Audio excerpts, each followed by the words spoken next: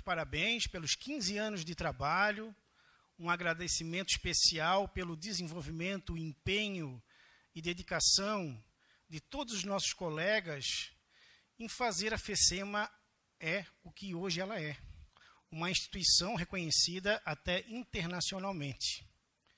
A FECEMA aí que nasceu, como o Roberto já falou, eu costumo dizer também que ela nasceu de baixo para cima. Ela foi uma reunião de pessoas interessadas em defender o mesmo ideal, pessoas unidas por ideal. Claro que tem um interesse financeiro ao longo, mas é o ideal que nos mantém unidos e desenvolvendo esses institutos e estas instituições que têm aí, crescido em número paulatinamente durante todos esses anos. Eu tive a honra de presidir a FECEMA de 2005 a 2007. Já o nosso trabalho árduo já começava lá atrás em divulgar essas instituições, divulgar os MESCs. Naquela época, nós achamos por bem revisar todos os nossos estatutos, código de ética, criamos normas processuais internas da FECEMA entre câmaras, até videoconferência, então isso tudo já era vislumbrado pela FECEMA já naquela época. E hoje, tudo isso é operacional, aí, também com os sistemas do Roberto, Adam Sistemas. Naquela época, visitamos diversas instituições, órgãos do Poder Judiciário, Ministério Público, órgãos de classe, empresas. Disseminamos aí o nosso conhecimento e apresentamos a FECEMA a todas essas instituições, inclusive com reuniões com o então presidente do Tribunal de Justiça de Santa Catarina, era Jorge Mussi, e apresentamos diversas ideias de desenvolvimento desses institutos. Muitas dessas ideias hoje constam nas leis de mediação, alterações na lei de arbitragem e até mesmo no novo Código de Processo Civil. Então, eu costumo dizer também, toda essa situação de legislação atual, ela é fruto da luta de todos nós. Agora, já não só da FECEMA, mas de todos os profissionais e interessados que desenvolveram esses institutos em todo o Brasil. Né, doutor? Então, criamos vários campos de discussão, inclusive com relação a custos. Custos na arbitragem, tabela de custos e honorários, custos com relação a tributos. E a nossa palestra hoje também vai se cercar com relação a benefícios da arbitragem, custos e benefícios da arbitragem e mediação para as empresas. Vamos ser agraciados com a palestra do doutor Daniel Jacó Nogueira. Ele é advogado, sócio fundador do escritório Jacó e Nogueira Advogados, graduado em Direito pela Universidade Federal Amazonas em 1998, mestrado pela Universidade do Texas em Austin em 2000, com foco em Direito de Propriedade Intelectual, conselheiro federal da Ordem dos Advogados do Brasil, eleito para o triênio 2016-2018, presidente da Comissão Especial de Arbitragem do Conselho Federal da OAB, recebeu menção honrosa na sessão de 2013 da Academia Internacional de Direito Arbitral em Paris. É um dos 9 brasileiros com titulação na Fellow of the Qatar Institute of Arbitrations, atuação em procedimentos arbitrais tanto na condição de neutro quanto no papel de advogado, coordenador regional do Comitê Brasileiro de Arbitragem, membro do International Bar Association, diretor jurídico da US Chamber of Commerce do Amazonas, condecorado com a Medalha de Mérito Eleitoral do Tribunal Regional Eleitoral do Amazonas e com a Medalha da Ordem de Mérito Legislativo pela Assembleia Legislativa do Estado do Amazonas. Coautor de diversas obras sobre arbitragem e sobre comércio internacional. Então, agora eu passo a palavra ao nosso palestrante, que o currículo é invejável, né, doutor? Não é pequeno? E vamos lá à nossa palestra. Muito obrigado, senhoras e senhores. Muito obrigado pelas gentis palavras. Quanto ao currículo, reitero as palavras de Marcelo. Se o currículo fosse bom, não precisava ler, não é verdade? Antes de começar, quero agradecer o convite de estar aqui. Vim de praticamente do outro hemisfério do planeta, vindo de Manaus para cá, atendendo ao gentil convite do presidente Roberto Adam, a quem agradeço. Aproveito para agradecer a Beatriz, a Jaqueline, o pessoal da organização do evento, que foi super paciente comigo no período antes de vir, e parabenizar o presidente Marcelo pela atuação de ontem, de ter conseguido uma pauta que é pauta nossa do Conselho Federal e pauta no interesse da advocacia, de modificar a súmula 1 que Santa Catarina tinha, a nosso entender, equivocadamente passado anteriormente. Senhoras e senhores, eu vou aproveitar o precedente dos professores que me antecederam para falar em pé, porque eu sou hiperativo, e quando vocês forçam o hiperativo a falar sentado, ele derruba tudo, ele mexe as mãos. Então vamos, até porque o som da minha voz é muito chato, então vamos ter que fazer alguma coisa para poder distrair vocês enquanto eu falo. A gente vai conversar hoje sobre o tema que nós recebemos, custos e benefícios na arbitragem e na mediação. Na verdade, para ser mais preciso, custos e benefícios na arbitragem e na mediação para empresas. Sempre que se fala de custo e que se fala de benefício, você está falando de um jogo de equilíbrio. Você está falando de um jogo de ponderar dois aspectos que naturalmente se opõem. E quando nós estamos falando, já que nós estamos falando de equilíbrio, eu quero logo fazer uma ressalva desde logo. Não haverá equilíbrio entre mediação e arbitragem na minha palestra, porque eu sofro do problema inverso da professora que me antecedeu. Eu sou da área de arbitragem, então a minha atuação na área de mediação é um pouco mais perfunctória, é um pouco mais leve, então o grosso da discussão vai ser relativo à arbitragem. Obviamente nós vamos falar dos aspectos importantes à mediação. Pois bem, já que nós estamos falando de mediação de custos e benefícios, e nós estamos falando desse jogo de equilibrar esses interesses, vamos aí, sustentados no nosso mobile, começar a desenvolver o diálogo com a seguinte provocação. O poder judiciário, senhoras e senhores, nós todos sabemos disso, ele é subvencionado pelo poder público. Os senhores juízes têm os seus confortáveis salários pagos pelo contribuinte. As secretarias funcionam independente de você ter processo ou não ter processo para poder ajuizar. As custas processuais, nem todo mundo paga. Aqueles que pagam as custas processuais não pagam a despesa do processo que submetem ao Poder Judiciário. Por outro lado, os mecanismos privados de solução de conflitos, exatamente porque são privados, precisam ser remunerados na sua integralidade pelos seus usuários. E aí, a primeira pergunta que nasce, quando nós estamos equilibrando benefícios e custos desse processo ora, se eu tenho um processo judicial disponível,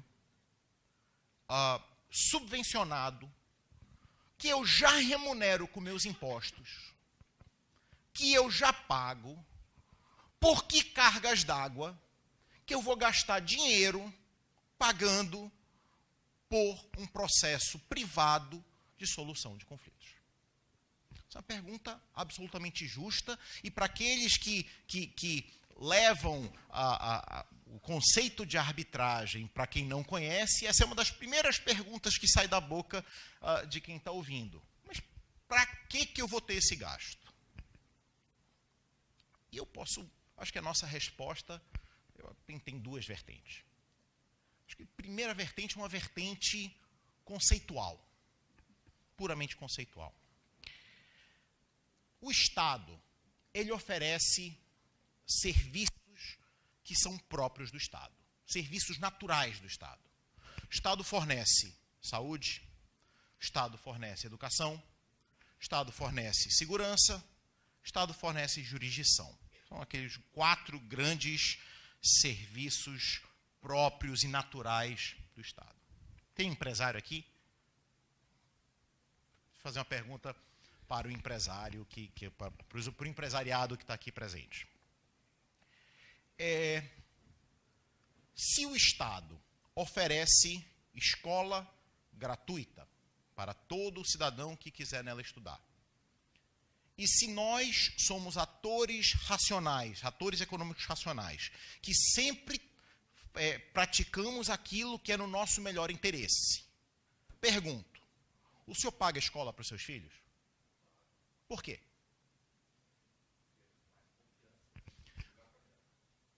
Porque o Estado oferece de graça educação para o filho de quem quiser, mas quem tem condições não confia na qualidade do serviço que o Estado pode prestar na educação dos seus filhos. Próxima pergunta que eu faço. Só tem plano de saúde? Mas por que, se o SUS é de graça? Se o senhor quiser, o senhor pode fazer uma operação no SUS, qualquer uma no SUS. A resposta é a mesma. E aí, se nós falarmos de segurança, tenho certeza que a resposta é a mesma, não vai confiar só na polícia. E aí eu pergunto dos senhores, se nós não confiamos no Estado para educar os nossos filhos, se nós não confiamos no Estado para cuidar da saúde da nossa família, se nós não confiamos no Estado para dar segurança para as pessoas que nós amamos, por que cargas d'água vamos confiar no Estado para cuidar do futuro dos nossos negócios? Então, essa é, conceitualmente, a primeira resposta que se dá quando se discute por que usar, por que desembolsar dinheiro para usar um serviço que, teoricamente, existe de forma paralela e gratuita no Estado. E mais, ainda naqueles raros lugares, só para adicionar nessa discussão, ainda naqueles raros lugares onde a educação pública é de altíssima qualidade, e ainda naqueles raros lugares onde a saúde pública é de altíssima qualidade, a gente não sabe se daqui a 4 anos vai ser assim. Porque, por definição, a gestão do Estado ela é cíclica. Então, você pode ter uma grande gestão agora que pode não ser verdade daqui a 4 anos. Então, a primeira resposta ainda dentro da preocupação conceitual é: o Estado não é muito bom de prestar serviços, como um todo. E basta ver nas outras áreas que nós usamos o serviço do Estado. Apesar de termos nos acostumado a usar o serviço de jurisdição, isso não é, de nenhuma forma, obrigatório, não é um serviço que obrigatoriamente é usado. E quando falamos de jurisdição, senhoras e senhores, nós temos um probleminha um pouquinho maior. Porque, além do problema conceitual geral de serviços do Estado, nós temos alguns problemas no rumo das políticas públicas que são usadas na esfera da administração da justiça. E eu peguei uma notícia recente aqui do Tribunal de Santa Catarina, e eu queria fazer uma rápida reflexão com os senhores, para ilustrar esse segundo ponto. Isso é falando da justiça em números CNJ, e o Tribunal de Justiça comemorando uma notícia que merece ser comemorada. O Tribunal de Justiça de Santa Catarina é um dos melhores do país, do quarto melhor na sua faixa, porque os juízes catarinenses julgam, em média, aqui está o número, 1.860 processos por ano. Isso é um número impressionante. E digno de comemoração, porque, inclusive, sendo comemorado pelo Tribunal de Justiça aí de Santa Catarina. E aí eu queria fazer uma reflexão com vocês. Quem está com um celular rápido na mão aí? Puxa a calculadora do celular, só para a gente fazer uma conta junto. Nós temos, em Brusque, pelo que eu chequei na internet, eu posso estar equivocado, o fórum abre meio-dia e fecha às 19, é isso? Então, pronto, nós temos 7 horas diárias de funcionamento de fórum. Por ano, em média, sem falar de férias, sem falar de ponto facultativo, em média, são 250 e poucos dias úteis por ano. Vamos arredondar esse número para cima. 260 dias úteis. Então, se o senhor puder, por favor, multiplicar para mim 7 horas por dia de trabalho em 260 dias úteis por ano, quanto? 1.820 horas. E o juiz catarinense sentencia por ano 1.860 processos. Então, o juiz exemplar, aquele que nunca falta, aquele que não tira 60 dias de férias por ano, aquele que chega no fórum meio-dia, sai do fórum 19 horas, aquele que não para nem para tomar cafezinho, nem para lanchar, ele tem, para conseguir bater esse número, ele tem 57, 58 minutos por processo para dedicar. Isso são 57, 58 minutos por processo, para que ele, para cada processo, faça o seguinte: leia a petição inicial, dê o despacho inicial, leia a contestação, decida se há hipótese de mandar a réplica, ordene a réplica, leia a réplica, faça o saneamento do processo, participe da audiência de saneamento do processo, ordene a produção de provas, participe da audiência de produção de provas, leia os memoriais de alegações finais das partes, pense sobre qual é a melhor solução para se dar aquele processo e escrever a sentença. Você tem 60 minutos para fazer tudo isso para conseguir bater esse número que o TJ de Santa Catarina está pedindo. Por quê? Porque nós estamos exigindo isso dos juízes. Nós, como sociedade, queremos produtividade. Nós, como sociedade, queremos número. Nós queremos juízes fast food. Nós queremos juízes que produzam igual ao McDonald's, que tenham uma linha de produção para gerar sentença atrás de sentença atrás de sentença. Isso não é culpa dos juízes, quero deixar isso bem claro. Isso é culpa nossa, da sociedade, que cobra dos juízes produção de tempo, produção de sentença. Só que, para a estatística do CNJ, uma sentença de dano moral por protesto indevido de título, que tem um modelo no computador, não tem muito trabalho, e uma sentença de um problema estrutural numa construção tocada pelo Dr. Marcelo, é uma sentença. Uma sentença de acidente de trânsito e uma sentença de a execução de acordo de acionistas, com debêntures conversíveis e ações ordinárias classe C, por conta de um evento de liquidação, os dois são uma sentença. E para as duas, em média, o juiz tem menos de 1 hora para poder se dedicar. Então, com isso em mente, nós temos aí, ainda na esfera conceitual, algo para poder refletir. Nós queremos juízes que trabalhem como numa linha de produção. É o que a sociedade exige do juiz, porque senão ele não consegue, é humanamente impossível produzir 1.860 sentenças por ano se ele dedicar 10 horas a cada processo. Se ele dedicar 5 horas a cada processo, não dá. Então, temos aí uma segunda razão para pensar, ainda na esfera conceitual, do benefício de eventualmente usar um mecanismo privado de solução de conflitos. E aí, vamos sair agora da esfera do abstrato para entrar um pouco mais na esfera de alguns pontos concretos para refletir quando falo, voltando para o nosso mobile, alguns fatores objetivos a considerar. Se eu devo ou não devo gastar dinheiro para usar um mecanismo privado de solução de conflitos. E aí, primeira questão a ser analisada. Celeridade. Quanto tempo passa um processo na justiça comum, quanto tempo um processo se desenvolve dentro de um procedimento arbitral.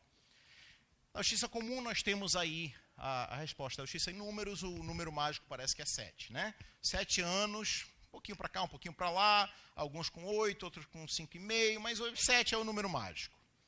Que você leva do momento que você protocola a sua petição inicial até o momento que você tem um título executivo judicial transitado em julgado. Leva 7 anos. Numa arbitragem, especificamente, você tem isso em 1 ano e meio. Numa mediação... e só abrindo parênteses. Eu já tinha esquecido a mediação de novo.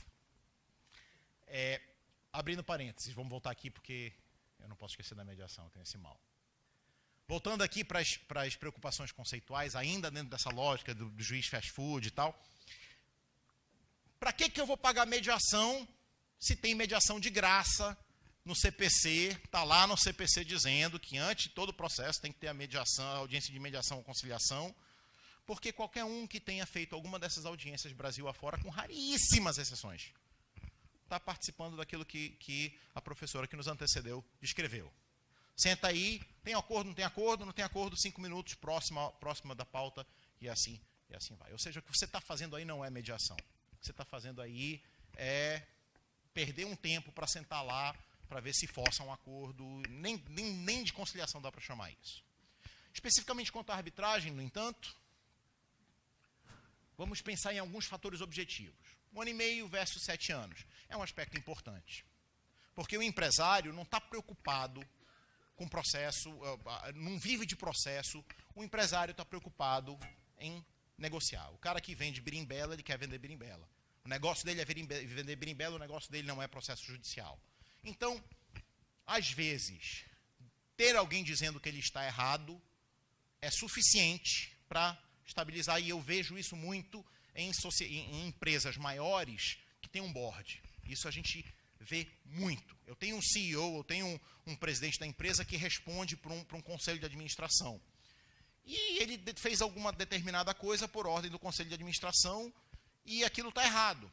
Mas ele não pode dizer para o conselho de administração isso está errado, porque o conselho insiste que está certo. Ele quer só virar a página daquilo, quer saber se está certo ou se está errado. Alguém disse que ele está errado, beleza, estou errado, vamos virar a página e eu vou tocar o negócio da forma que eu preciso tocar. Então, a velocidade é um fator objetivo a considerar. Gente, se alguém quiser fazer alguma pergunta, alguma manifestação, por favor, sintam-se à vontade. Como eu disse, é muito chato vocês ouvirem minha voz durante os próximos 30 minutos, sei lá, falando sozinho. Além da celeridade, a profundidade da análise. Porque o processo passa no Poder Judiciário 7 anos, mas desses 7 anos ele passa muito tempo na estante, na prateleira. E pouquíssimo tempo na frente dos olhos do juiz. Então, você tem um processo que fica 7 anos parado na justiça para ter 1 hora do juiz de primeira instância, 1 hora do tribunal, 1 hora do STJ, 1 hora do STF, se você tiver sorte, umas 5 horas de análise por todos os magistrados que vão analisar aquele processo para que as estatísticas batam. Ao passo que, se você vai para uma arbitragem, em algumas câmaras, por exemplo, a remuneração tem uma remuneração base que é fixada para os árbitros, baseada em 100 horas de trabalho. Você entrega aquele procedimento para alguém, você só vai poder ter uma chance. Não dá pra, você não pode tentar várias vezes, mas ao invés de ser 5 pessoas que olham durante 1 hora o seu caso, 5 oportunidades de ter seu caso visto durante 1 hora, você vai ter uma oportunidade de ter seu caso visto durante centenas de horas. Ou, pelo menos, se o trabalho está sendo bem feito, dezenas de horas ininterruptas. Então, você tem um processo que dura menos, e durante esse tempo que ele dura menos, a análise da questão é muito mais profunda, muito mais densa. Mais do que isso, necessidade de sigilo. Quem tem, esse é o exemplo que eu sempre dou. Quem tem algum contrato social, ou algum ato constitutivo, e não tem nesse contrato social, ou nesse ato constitutivo, uma cláusula compromissória, me perdoem, você é louco. Explico. Se você acha que um dos seus sócios está lhe roubando, você tem 2 opções na sua vida. 2. Ou você engole e deixa para lá, ou você mata a galinha dos ovos de ouro. Porque se você não tem cláusula compromissória e você vai brigar com seu sócio, você vai ajuizar uma ação lá na justiça. E quando você ajuiza a ação lá na justiça, aqui já está tudo virtualizado também. Então, quando você ajuiza uma ação na justiça, o Marcelo, lá na casa dele, domingo à noite, depois de Game of Thrones, assim, sem fazer nada, coça a barba e diz, rapaz, bora ver o que tem aí no nome do Daniel na justiça. E procura o meu nome. E encontra que eu estou brigando com meu sócio. Assim como ele, os concorrentes sabem que você está brigando com seu sócio. Os fornecedores sabem que você está brigando com seu sócio. Os empregados sabem que você está brigando com seu sócio. E mais importante do que isso, os clientes sabem que você está brigando com seu sócio. Resultado, essa briga vai matar o negócio de vocês. Essa briga vai matar o negócio de vocês, porque essa briga é pública. No entanto, se você tem uma causa compromissória, ainda que seja um processo um pouquinho mais caro, e aí, mais uma vez, falando de experiência pessoal, eu tenho um caso de uma empresa em Manaus muito famosa, muito conhecida, e os sócios vão para São Paulo, pegam o aviãozinho, vão para São Paulo, se reúnem lá e se matam. Mas só quem sabe o que está acontecendo são os sócios e seus advogados. A empresa está lá rodando, está gerando dinheiro, não está tendo problema nenhum. Por quê? Porque o procedimento, nesse caso, não é um procedimento público. Então, outro fator a considerar na hora de só pesar benefícios, só pesar os benefícios e os custos eu preciso de sigilo nesse procedimento. Conhecimento do mercado. Digamos que vocês tenham aqui em Itajaí. Quantas varas tem em Itajaí? Ninguém sabe. 2. 4. Digamos que uma dessas 4 varas de Itajaí esteja um juiz que é a maior autoridade brasileira em direito da navegação. Os outros 3, nem tanto. Obviamente, eu não conheço o juiz de Itajaí, só quero deixar isso consignado, tá? Em ata. Mas você e a outra parte gostariam muito que o processo fosse distribuído para aquele juiz que conhece de direito da navegação.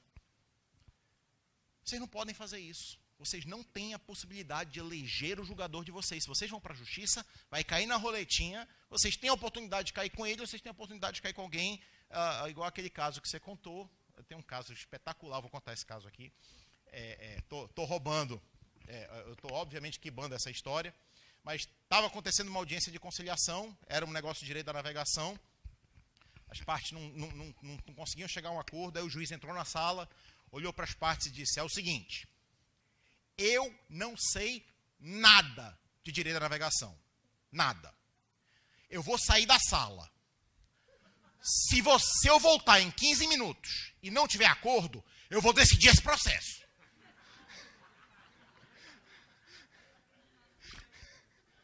Saiu o acordo. Então, ter alguém que esteja julgando que não possa fazer essa ameaça é muito importante. Você tem um determinado mercado. Você tem um advogado que atua em construção.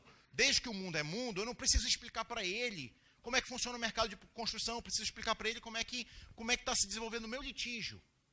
Então, se o meu litígio tende a ser um pouco mais complicado, tende a exigir alguém que entenda do negócio para ser um litígio, uma decisão tomada dentro do ambiente de negócio e não de forma absolutamente exógena, então é importante considerar isso na hora de decidir se eu vou escolher ou não o mecanismo privado de solução de conflitos.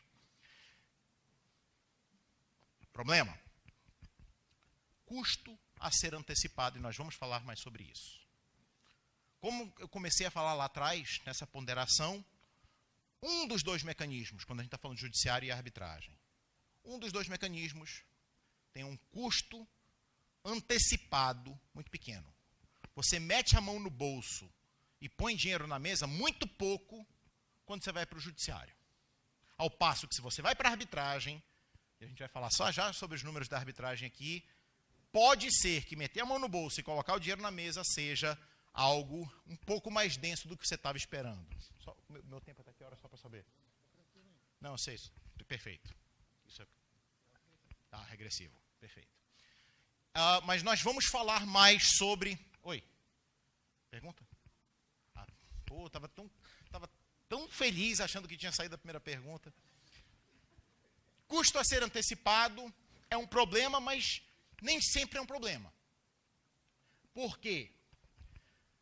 o reverso da medalha de, poxa, começar uma arbitragem, vai gastar um dinheiro que não é um dinheiro de brincadeirinha, significa que há um mecanismo embutido de eficiência contratual no negócio de vocês. Vocês não vão brigar por bobagem. E quando vocês decidirem, está na hora de brigar, é porque o negócio ficou feio. Vocês geram um buffer. Diferente de, se ir para a justiça bem baratinho, o cara está irritando um pouquinho, você está um pouco beligerante, você chega e fala para o advogado, rapaz, entra com uma ação aí. E pronto. Você não pode fazer essa gracinha na arbitragem, dependendo da câmara que for, a câmara que está no contrato de vocês, porque essa gracinha sai um pouco caro. Então você pensa um pouquinho mais, e isso acaba gerando esse custo antecipado, que é uma coisa que não é pouca, acaba sendo um mecanismo de eficiência na relação contratual também, porque evita que picuinha acabe sendo jurisdicionalizado. Recorribilidade, nós já falamos sobre isso. Se você realmente precisa, porque precisa, ter aquela sensação de que a decisão foi tomada e depois foi recorrida e outra pessoa analisou a decisão de novo, esquece a arbitragem, não é para ti. Se você acha que ter, como eu disse, 5 oportunidades de ter seu processo analisado durante 1 hora, se isso vale mais do que uma oportunidade de ser analisado durante 100 horas, então, na análise custo-benefício, a arbitragem não traz benefício que você precisa. Da mesma forma, se você precisa de uma decisão para gerar precedente, eu quero gerar jurisprudência, eu quero gerar um precedente para poder usar isso no futuro e para todo mundo saber que isso é dessa forma. A arbitragem também não é para o seu caso. Na análise custo-benefício, a arbitragem não serve para isso. Para isso, nós temos o Poder Judiciário, que tem a função de estabelecer precedentes judiciais. Então, são alguns fatores que você usa para refletir na hora de tomar a decisão. Eu uso o que é mais vantajoso, qual é o custo-benefício de usar esse mecanismo. Só que quando você está falando de custo-benefício, senhoras e senhores, pergunta? Diga, excelência. Poxa, uma salva de palmas, por favor.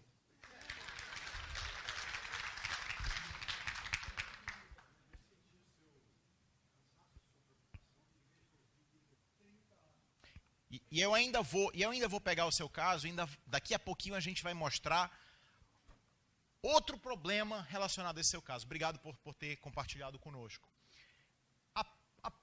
Voltando para a pergunta que nós fazemos, quando custo-benefício, acabei de falar de alguns dos benefícios, mas a próxima pergunta, que é a pergunta importante, é: quanto é o custo? E aqui nós temos uma situação interessante. Quanto custa uma arbitragem? É uma coisa que eu aprendi, que é igual perguntar quanto custa um veículo automotor.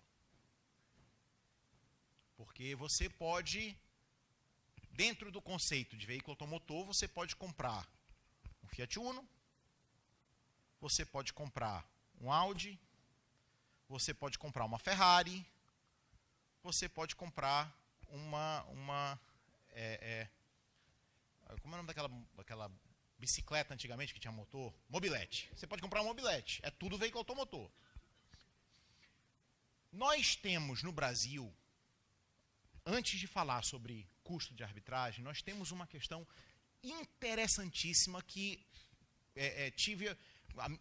minha vinda para cá me deu oportunidade de ampliar de forma muito rica essa vivência. Eu sou do Amazonas, local onde a arbitragem, até 3 anos atrás, era nada mais do que uma curiosidade acadêmica.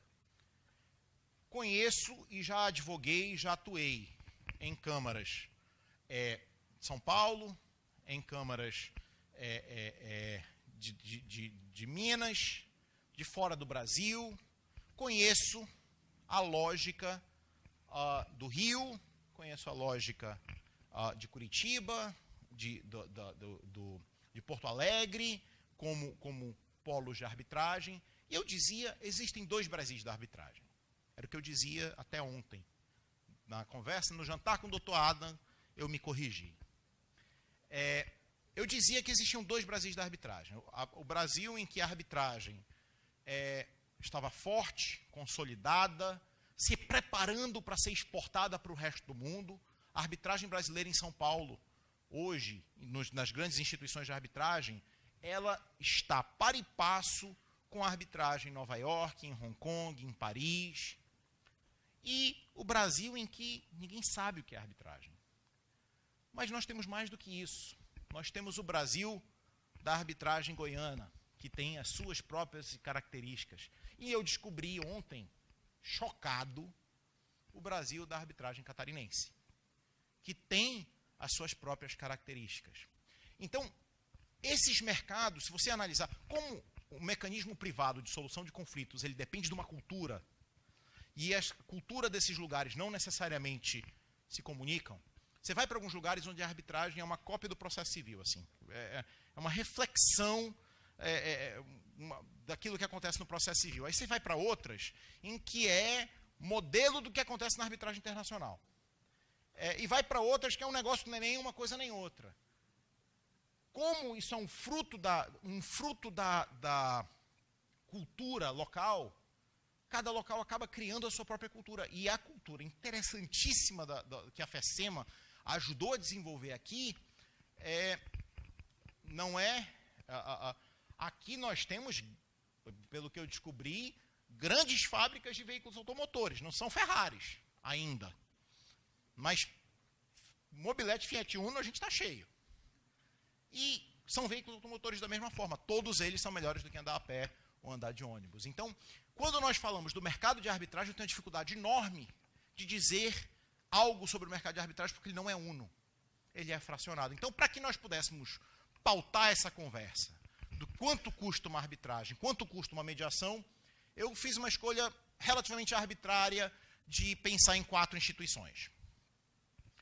Cada uma com as suas próprias características.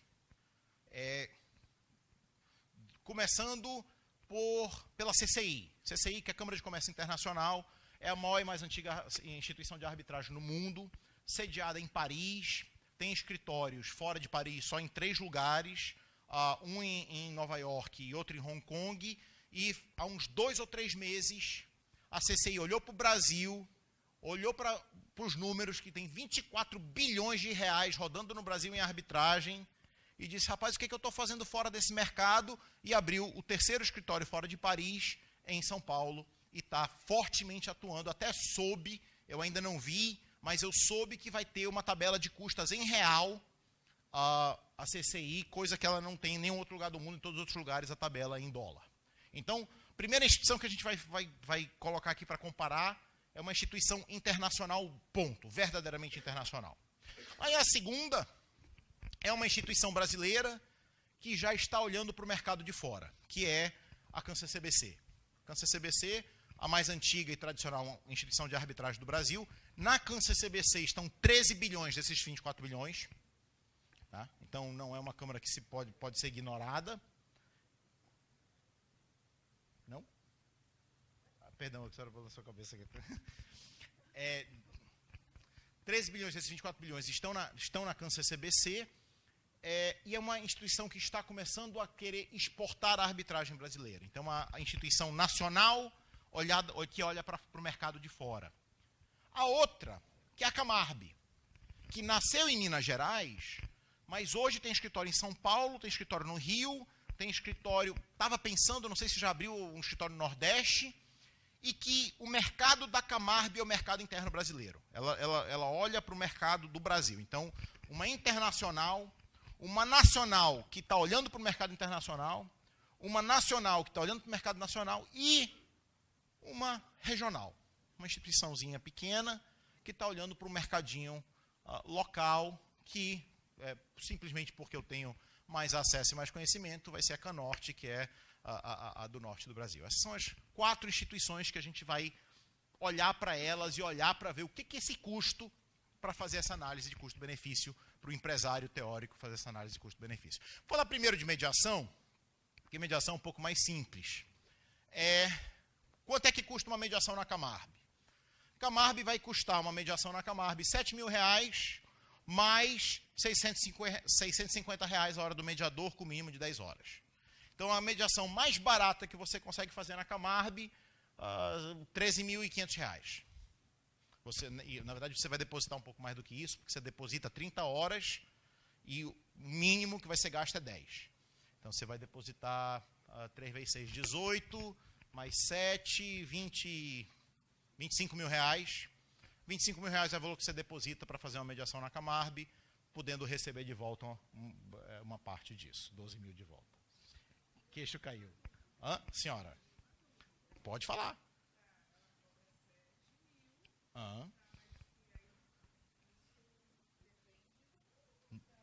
Camarb não. Camarb aqui. Essa é a tabela da Camarb. Então, se você quer colocar uma cláusula na Camarb, você não pode colocar uma cláusula de mediação na Camarb pensando naquele locação de imóvel que é 3 mil reais a locação. Não dá. Obrigado por ter me tirado a primeira lição de custo-benefício. Escolha bem a Câmara. E eu vou dar um exemplo, caso real, aconteceu comigo. Eu tinha um cliente que estava preparando um investimento, mas ele não queria aparecer no investimento, eu estruturei para ele uma sociedade de conta de participação, uma SCP, algumas dezenas de milhões de reais era o investimento que ele estava fazendo num determinado negócio. Estruturei para ele, coloquei uma cláusula com a CCBC, bonitinha. Um ano depois, eu recebo a ligação do cliente, ele pede para fazer uma reunião comigo. Aliás, eu vou terminar essa história daqui a pouquinho, senão você não vai entender o contexto. Daqui a pouco eu termino, prometo. Então, Camarb é isso, mas das três, a Canorte não tem tabela para mediação ainda. Mas essa é a baratinha das três. Porque nós temos aí a CAN-CCBC, e aí não sei se vocês conseguem ler, a CAN-CCBC é por faixa. A CAN-CCBC até 750 mil é 15 mil mais 10, é 25 mil a mais barata, se a causa for até 750 mil. E aí vai subindo. Até 7 milhões e 500 é 20 mais 20, 40 mil reais. O que cai entre nós? Para 7 milhões de reais, isso está dado. Mas se você põe uma cláusula CAN-CCBC, mediação escalonada, mediação arbitragem para um contrato de valor de 40 mil reais, 50 mil reais, você está perdido. E mediação na CCI. Mediação da CCI é mais legal. Porque a mediação da CCI ela só tem um valor na tabela dela de mediação. O valor dela é, olha, o meu é isso aqui, o do mediador descubra. Por quê? Porque a regra, a CCI é até 200 mil dólares, 5 mil dólares de administração, até 2 milhões, 10 mil dólares, acima 10 milhões, 15, assim sucessivamente. Isso é só o valor da administração. O do mediador não tem valor pré-definido por hora. Você escolhe o mediador, a CCI negocia por você o preço, você vê se está bom, se você aceita ou não aceita. Ela faz isso justamente para poder ter acesso a mediadores com perfis completamente diferentes. Um excepcional mediador brasileiro não vai cobrar, no curso natural do seu negócio, uma fração do que cobra um excepcional mediador inglês, simplesmente porque estão em escalas diferentes de remuneração. Então, para não uniformizar isso internacionalmente, ela diz, a gente vê aí depois o preço para o mediador, descubra, paciência. Mas isso é mediação, que é baratinha. Vou falar sobre arbitragem. E aí, deixa eu contar a história, agora eu vou terminar a história, porque fica mais legal essa história. Então, o cliente me chamou, eu fiz uma SCP para ele, tinha cláusula com a CCBC, algumas dezenas de milhões de reais era o investimento que ele estava fazendo numa empresa e tal. Um ano depois ele me chama, Daniel, é o seguinte, estou com um probleminha aí que eu arrumei. Eu disse, que probleminha? Ele disse, sabe aquele investimento que a gente fez? Eu disse, sei. Pois é, o meu cunhado foi investir um dinheiro na sorveteria da esquina da casa dele, juro, na sorveteria. Ele foi investir 50 mil reais. O cara está devendo para ele 20 mil reais e não paga. Como eu já tinha aquele modelinho que tu tinha me dado, eu dei para ele, ele assinou, e ele está tentando receber os 20 e poucos mil reais que o sócio dele deve para ele, mas tem uma tal de cláusula CAN-CCBC aqui, né? Como é que resolve isso? Vamos só ver quanto é que é uma arbitragem da CAN-CCBC de 20 mil reais com 3 árbitros, só para ver. R$329 mil só. 329 mil reais, se for com 3 árbitros. Obviamente, o cliente teve algum problema de iniciar, mas acabou funcionando na história de eficiência contratual, porque a gente notificou, eu notifiquei a outra parte com a tabela da Kansas CBC, dizendo, olha, ou você me paga, eu vou começar uma arbitragem, vai aumentar esse tanto a tua despesa e eu vou atrás de tudo. Aí o cara pagou. Mas se o cara tivesse dito, eu não vou pagar, ia ser mais complicado. Mas, enfim, vamos comparar aqui essas 4 instituições e eu dividi essas instituições em faixas. 10 mil reais, 100 mil reais, 1 milhão, 10 milhões, 100 milhões. Porque tem um asteriscozinho do lado da CCI aqui, porque esses números da CCI não são com base na tabela brasileira da CCI. A tabela é toda em dólar. Então, eu converti em dólar o valor do conflito e converti em dólar o valor da instituição para ver quanto é que sai a arbitragem em cada um desses mercados. Então, veja, aqui é o total para árbitro único, aqui é o total para 3 árbitros. Esse, para quem que tiver curiosidade, esse é o valor que recebe o árbitro único para cada uma das faixas, esse é o valor que recebem os 3 árbitros, esse é o valor que recebe a instituição. Então, de cara dá para ver o seguinte, na sua lição, primeira questão de custo-benefício é saiba escolher a instituição correta para o seu litígio. Uma instituição de 10 mil reais fica cara, basicamente, em qualquer instituição. Você vai pagar, dependendo do caso, na melhor das hipóteses, 7 mil reais numa disputa de 10, dessas 4 que a gente está usando como exemplo. E, na pior das hipóteses, nossa amiga, a Kansas CBC, ela tem uma lógica, o mercado dela o mercado acima de 2, 3 milhões de reais. E dá para começar a pensar na Kansas CBC. É muito bom o serviço dela, é muito bom, mas ela está focada nesse mercado superior. E a gente tem um middle market aí, que é o que o pessoal chama de mercado intermediário, que tem aí tem o lower middle market, que é aquele mercado intermediário mais regional, que esse é o problema que a ser explorado no Brasil, é aqui que a gente tem muito para crescer no Brasil ainda, e aí tem o varejo, que é ainda menor do que esse. Então, eu tenho a impressão que esses números podem, para quem tem câmara, para quem trabalha com as câmaras aqui, não serem números que são muito do dia a dia de vocês, pelo que eu entendi, eu estou equivocado. Aqueles 30 mil casos, a gente não está falando de 30 mil casos com esse perfil, a gente está falando de 30 mil casos com outros perfis, que é absolutamente espetacular, porque está funcionando, as partes estão exercendo a autonomia da sua vontade, estão recebendo o serviço que querem. A arbitragem brasileira não precisa ser toda homogênea, porque o Brasil não é todo homogêneo. Isso é uma coisa que meus colegas de São Paulo precisam compreender melhor. E eu que já tive a oportunidade de estar aqui, tive a oportunidade de estar no Maranhão, tive a oportunidade de estar em alguns poucos estados do Brasil, como presidente da Comissão de Arbitragem do Conselho Federal, consigo enxergar esses mercados de forma um pouquinho diferente. Então, olha algumas lições que a gente pega disso aqui.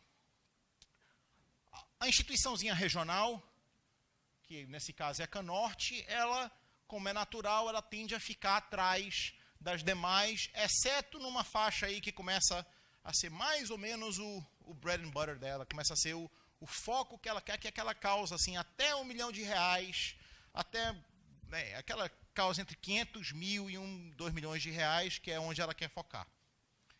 Acima disso, ela fica muito mais barata, abaixo disso, mais barata. A CCI é cara, mas não é loucura. A CCI tenta se adequar a causas menores. A CCI considera pequenas causas, eu vou já explicar isso para vocês, tudo que for abaixo de 2 milhões de dólares. Para eles é tudo pequenas causas e tem que ter um tratamento diferente do que o resto das instituições. Então, vocês estão vendo que a arbitragem Brasil afora não é barato. Em suma, o que eu estou querendo dizer para vocês? A arbitragem não é algo que é necessariamente barato. Pergunta é, vale a pena pagar isso? Se eu tenho uma causa aqui de 10 milhões, vale a pena pagar 500 mil para a Kansas CBC? Deixa eu fazer uma pergunta mais objetiva. Se eu tenho uma causa de 1 milhão de reais, vale a pena pagar 103 mil reais para a Camarbe? Vamos refletir sobre isso. Fazer a reflexão se vale a pena.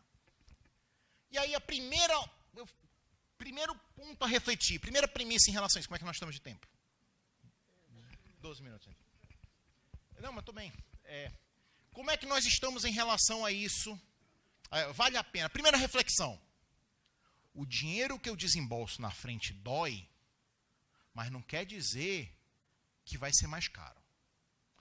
Eu tenho que confrontar o valor que é antecipado como despesa com o valor que isso vai me custar lá no final. Deixa eu mostrar como. Tenho aqui uma matriz de um caso teórico, uma arbitragem e uma no Poder Judiciário. As duas, o pedido é de R$1 milhão, nos dois casos. Uma vai para o Poder Judiciário e outra vai para a Camarb. As duas, R$1 milhão. Quando eu falo custas, está entre aspas, porque não é só custas. Estou falando custas, honorários arbitrais, aquilo que você paga para a instituição como um todo. Vai custar, e aí varia de estado para estado, tem estado que chega até 15, tem estado que é 2, eu soube que aqui é bem barato, né? 2 e pouco, pelo que eu entendi, mas aí tem recursal e tal, enfim. R$5 mil de custas no Poder Judiciário versus R$103.390 na arbitragem. E aí, volto para o primeiro ponto. Eficiência contratual. Eu estou brigando por causa de R$1 milhão. Eu posso só preencher o saco? Rapaz, entra com uma ação aí, se ela for me custar R$5.500 para poder meter a mão no bolso e fazer agora. Mas eu não vou fazer isso com R$50 mil, que é o que eu tenho que desembolsar para entrar com a arbitragem. Eu vou ter muito mais cauteloso, e aí eu não vou brigar por picuinha, eu vou brigar por coisa séria. E eu gero um mecanismo de eficiência contratual pela simples existência da causa compromissória. É um dado que é pouco estudado, eu acho que esse dado tem que ser mais estudado. Quantas causas deixam de virar processo porque tinha uma cláusula compromissória? O simples fato de ter uma cláusula compromissória ajudou as partes a alcançarem uma resolução. Eu tenho experiência pessoal, mas absolutamente não científica, enorme disso, enorme. Acho que isso, se estudado de forma, alguém que estiver pensando em doutorado para fazer, é um bom tópico, porque eu acho que isso tem um impacto grande se isso for estudado de forma mais ampla. Pois bem, quanto tempo vai durar esse processo? 7 anos no Poder Judiciário, 1 ano e meio na arbitragem. Não são tão eficientes quanto o senhor, obviamente, os árbitros mas 1 ano e meio. Quanto é que sai, no final das contas, o pedido, mais as custas, mais os juros? Você pega o valor do pedido, você pega o valor que você antecipou de custas e você aplica juros para o período de cada uma das duas ações. Aí a arbitragem custa R$1.300.000 e o processo passou para R$2.400.000 7 anos depois. Veja que isso não é bom para nenhum dos dois. Porque entre receber R$1.300.000, na verdade um pouco mais do que isso, que a gente tem honorários e tal, mas entre receber R$1.300.000 em 1 ano ou 2 milhões em 7, eu prefiro receber R$1.300.000 em 1 ano. Mas entre pagar 1.300.000 em 1 ano ou duplicar isso daqui a 7, também não vale a pena. Então, todo mundo sai perdendo nessa história. E honorários? Honorários têm uma lógica diferente para a arbitragem, para o Poder Judiciário, vocês sabem disso. Na arbitragem, você pode pedir o ressarcimento do que você gastou com seu advogado, ressarcimento dos honorários contratuais. Uma causa desse tamanho, razoável imaginar aí R$250 mil do custo para litigar essa causa na arbitragem. Enquanto na sucumbência, presumindo uma sucumbência de 15%, a gente está falando aí de R$361 mil. Resultado final. A mesma causa sai mais barato começar no judiciário, mas custa R$1.137.000 a mais terminar no judiciário. Você antecipa menos dinheiro, mas você acaba gastando no final muito mais. Então, essa leitura de custo-benefício tem que ser feita quando nós estamos pensando pela opção pelo judiciário ou pela arbitragem. E mais que isso, Quanto vale os outros intangíveis? Quanto vale o sigilo desse procedimento? Quanto vale saber que o seu processo vai ser julgado com afinco, que o árbitro vai ler tudo que foi escrito, que vai ser analisado com centenas de horas? Quanto é que isso vale? Isso é difícil, isso é intangível. Isso é difícil de valorar. Mas tem uma valoração na diminuição do risco. Principalmente se você sabe que está certo. Ou você acredita piamente que está certo. Então, além dessa diferença em real, só pela passagem do tempo, na minha análise de custo-benefício, eu preciso também levar em consideração esses intangíveis. E, eu não vou repetir os números, ainda bem que o Marcelo me antecedeu, ele já antecipou os números que a gente ia discutir sobre. Empresário não é besta. Ninguém vira empresário de sucesso sendo bobinho. Empresário de sucesso, isso é a economia, a teoria econômica está fundada nisso, é um ator racional na economia, atuando para melhor proteger os seus próprios interesses. Os empresários brasileiros, seguindo essa lógica, estão preponderantemente escolhendo a arbitragem para resolver os seus conflitos. E eles não fazem isso só porque é legal, não. Eles fazem isso porque, economicamente, é mais viável para os seus negócios. Então, a resposta da pergunta vale a pena? Objetivamente, vale. Objetivamente, pela métrica numérica, objetivamente, empiricamente, o que está fazendo o mercado. Todavia, tenhamos cuidado, senhoras e senhores, com a complacência. Só dizer, está valendo a pena, não é bom o suficiente. Principalmente se existem vozes dizendo, isso está muito caro, a arbitragem está muito cara, a arbitragem brasileira está perdendo no tamanho, noção das coisas, a arbitragem custa muito. E isso começa a se repetir. Os atores do procedimento arbitral precisam tomar muito cuidado, porque a mesma percepção de que o benefício está valendo a pena, se nós não tomarmos cuidado com o equilíbrio, pode ser a percepção, esse negócio está caro demais, não vale mais a pena. Então, a despeito de tudo que eu falei até agora, vou bater exatamente no meu tempo, a despeito de tudo que eu falei até agora, bacana, vale a pena, é legal, mas nós não podemos nos escorar só nisso para acreditar no futuro da arbitragem brasileira. Pelo contrário, nós temos que tomar concretas medidas para tornar sempre o procedimento mais eficiente. Mas fazer o quê?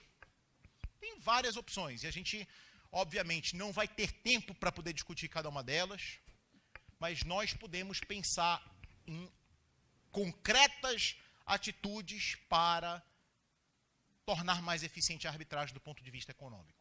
Uma delas, eu vou dar 2 exemplos no ampla posição extrema do espectro. A CCI e a Canorte têm regulamentos separados para as arbitragens que eles consideram pequenas. Muda um pouco só o threshold, o limite. Para a CCI é $2 milhões, para a Canorte é R$150 mil. Então, a pequena arbitragem o conceito de pequena arbitragem é um pouquinho diferente para as duas. Mas, em cada um dos casos, você cria um procedimento específico para, essa é a arbitragem de gente grande. Quando for grande, é esse procedimento aqui, mais robusto, mais cheio de salvaguardas, mais compatibilizado com o que são as melhores práticas nacionais e internacionais. E para o casinho pequenininho, está aqui, um procedimentozinho eficiente, vai funcionar, vai dar certo e as partes vão gostar porque não vai custar tão caro. E aí você cria procedimentos adequados para cada tipo de conflito e não deixa um contaminar o outro. Você não deixa o varejinho contaminar o seu middle market, o seu acesso ao mercado intermediário. Além disso, tem diversos mecanismos para usar dentro do procedimento arbitral para tornar o procedimento mais eficiente. A gente não vai ter tempo de falar sobre eles. Chess Clock já é muito usado. Vou falar desse aqui. A Caldwell Offers, elas são espetaculares, eu acho isso o máximo. Tá? No regulamento da Canorte tem. É o seguinte, se você recebe um mecanismo de proposta selada de acordo, proposta confidencial de acordo, vocês estão na arbitragem. Né? Eu estou num procedimento arbitral e eu quero fazer uma proposta de acordo por outra parte, mas eu não quero que o árbitro saiba. Mas eu também quero me proteger das custas do procedimento se a minha proposta for razoável e não for aceita. Então, como é que você processa isso? Você manda para o presidente da instituição e não para o árbitro. Você diz, olha, eu estou fazendo uma proposta de acordo na arbitragem X de R$400 mil. Essa é a minha proposta de acordo. Você documenta isso. O presidente da instituição, sem informar os árbitros, pergunta da outra parte. Está de bom tamanho esse acordo? O cara diz, 400 mil não aceito, não. Aí não faz nada. Fecha o envelope e guarda. Até terminar a arbitragem. Terminou a arbitragem, vê quanto é que foi a sentença do árbitro. Se foi igual ou menor à oferta, todas as custas do procedimento arbitral são nas costas de quem recusou a oferta. O que isso faz? Você recebe uma proposta razoável, você tem que pensar seriamente sobre essa proposta razoável que você recebeu. Seriamente. Isso é comum na Inglaterra e alguns regulamentos incorporam isso. Eu acho espetacular. Então, assim, não é recusar por recusar. Receber uma proposta razoável, você tem que sentar com o seu cliente. Olha, cara, 250 eu sei que a gente leva, garanto. Acho que dá para chegar em 500, mas não garanto chegar em 500, não. Acho que dá. 400 está aí no meio do caminho. Aí vê aí o que tu acha. Vai custar R$103 mil de custas aí, se tu recusares isso no meio do caminho. Tu decide. Então, um mecanismo que pode ser usado para aumentar a eficiência do procedimento arbitral. Também o uso, eu acho que isso é pouco usado, e os regulamentos deviam ser mais expressos em relação a isso, o uso da discricionariedade de custas do árbitro, não vou dizer punir, mas para tornar eficiente a atuação dos advogados dentro do procedimento, e sempre que alguém estiver agindo de forma ineficiente no procedimento, fazer com que as custas sejam usadas para poder tornar isso mais eficiente. Aí incluir eficiência como um dos, por exemplo, também, eu falo muito da Canorte porque eu ajudei a escrever, tá? Está no regulamento da Canorte um princípio a ser observado. Tem um artigo dizendo a atuação da produção probatória ela precisa ser pautada pelo princípio da eficiência. Ela tem que levar em consideração o valor do litígio e o valor do custo disso para o litígio. Tem que ser eficiente para o litígio, sempre que possível. Sempre que possível, mas isso dá uma proteção para fazer com que eu possa usar isso como argumento. E aí, mais controle da instituição em cima dos árbitros para que sejam eficientes, mas mais importante, e já para encerrar, porque eu sei que meu tempo está exatamente na biqueira, se não já deu. Para encerrar, o mais importante de tudo para conseguir uma atuação eficiente na arbitragem são as partes. Quando nós falamos de relação custo-benefício, nós temos que lembrar que todo benefício tem um custo. E que são as partes que vão escolher qual é o benefício que elas querem. Elas querem fazer uma arbitragem na CAN-CCBC, lá legal, com aqueles grandes nomes, bacana, vai custar R$200 mil no mínimo para começar a conversa.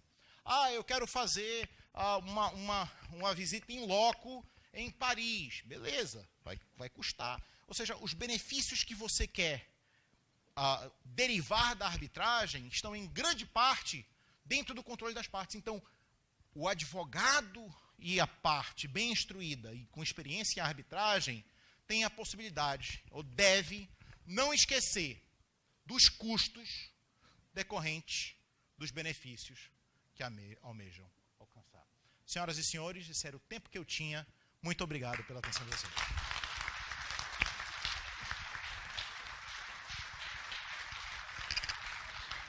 Então, muito obrigado, doutor Daniel.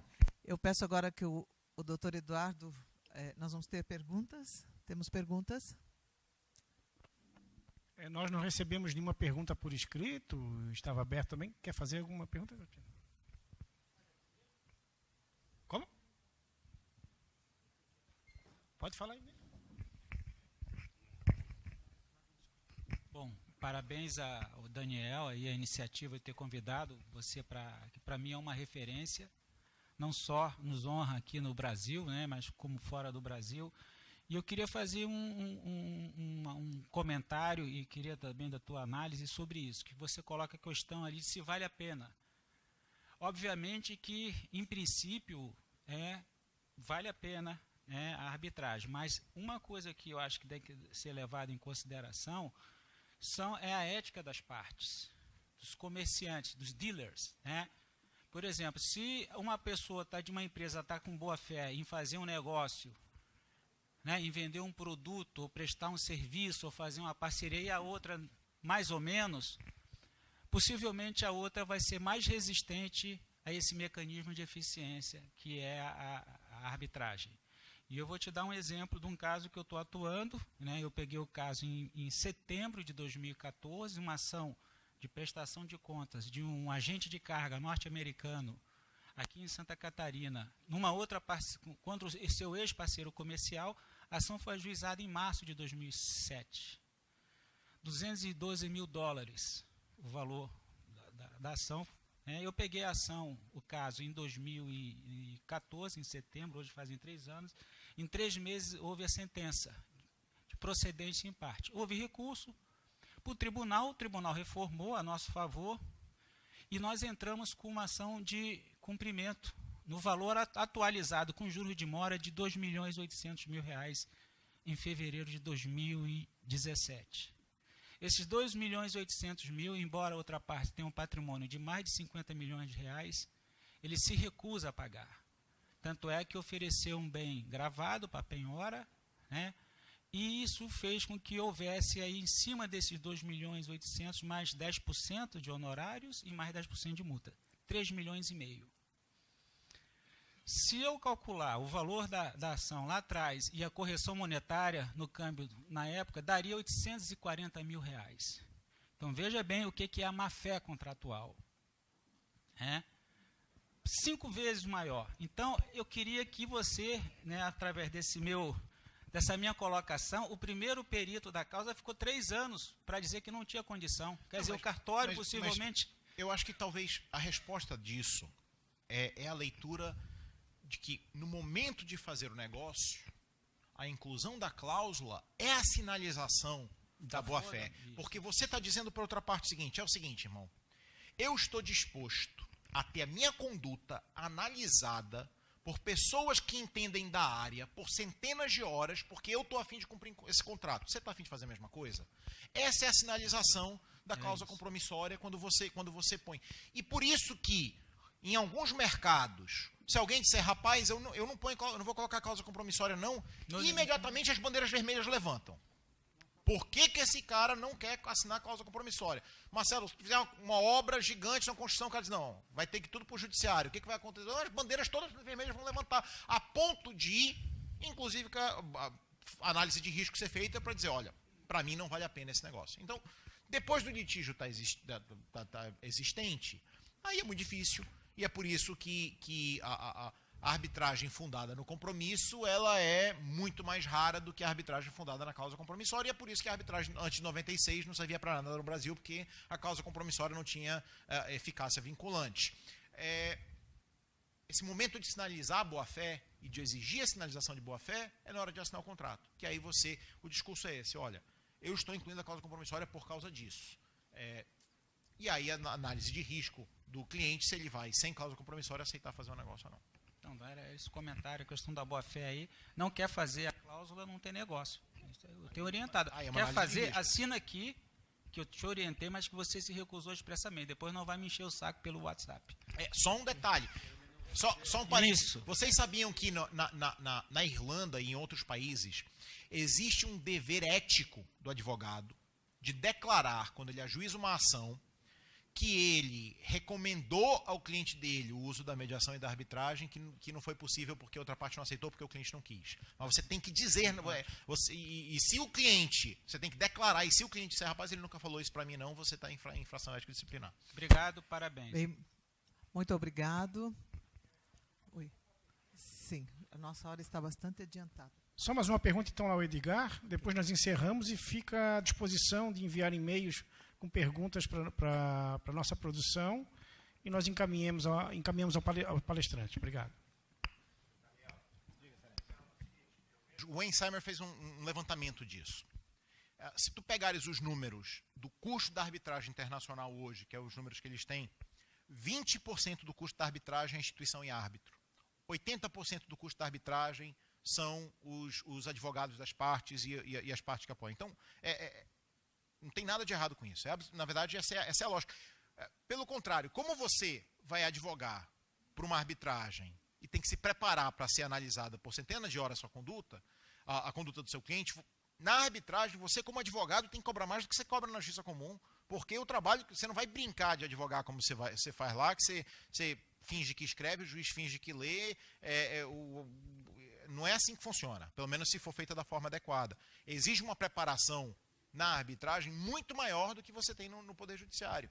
E não tem absolutamente nada de errado com isso.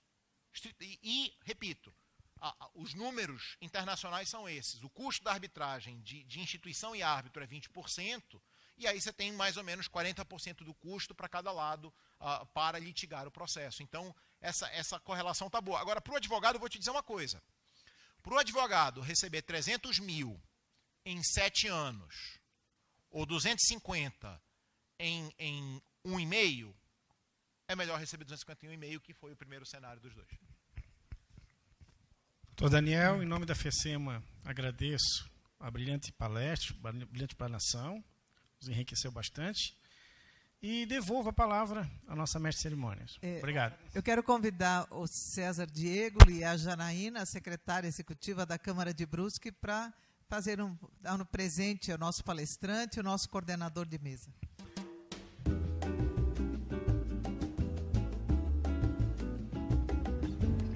Agradecer a todo mundo também da Câmara, agradecer a organização, agradecer a Brusque. Obrigado mais uma vez.